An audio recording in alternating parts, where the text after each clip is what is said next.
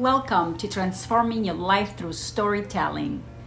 The following story comes from a book called The University of Success by Mandino, and it's about the 8th stumbling block of success, which is quitting too soon.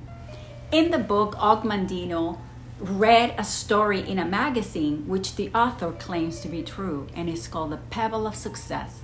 I hope you enjoy the story. Physically exhausted, Rafael Solano sat on a boulder in the dry riverbed and made an announcement to his two companions. I am through. I'm quitting. There is no use going on any longer. You see this pebble? This makes 999,999th one so far that I have picked up, and no sign of diamonds. What's the use to go on? I am quitting. Now, this was 1942, and the three men had been prospecting for diamonds in a Venezuelan watercourse. Their clothes was ragged, their sombreros tottered, and I'm sure they were exhausted. But the thought of quitting had never really occurred to them until Solano said, I am through, I'm quitting. Gloomily, one of them said, why don't you pick up another pebble and let's make it 1,000,000 and then we'll call it quits.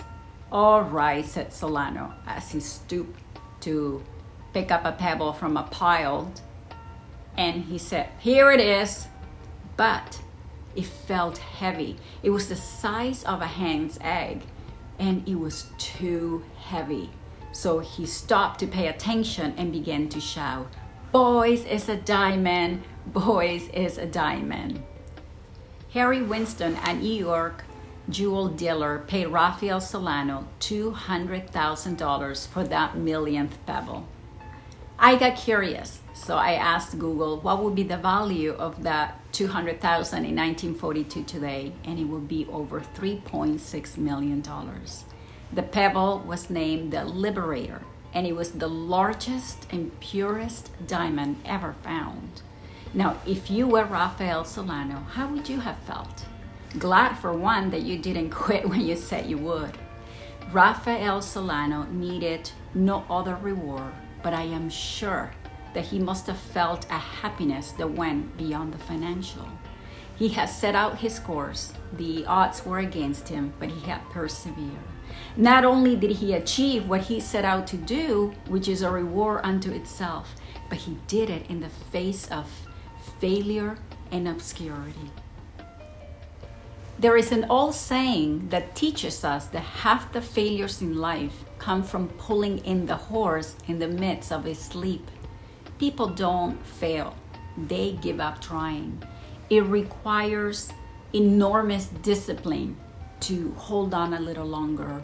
And as Mandino says in the book, it requires wit to know that the measure of success is not the luck or the breaks in the game, but the conquest of failure.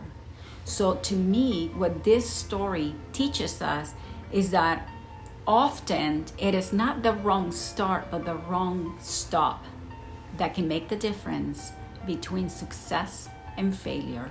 So the next time you find yourself discouraged and contemplating the possibility of quitting, ask yourself first, is this my 999,999th try? And if it is, make it 1,000,000.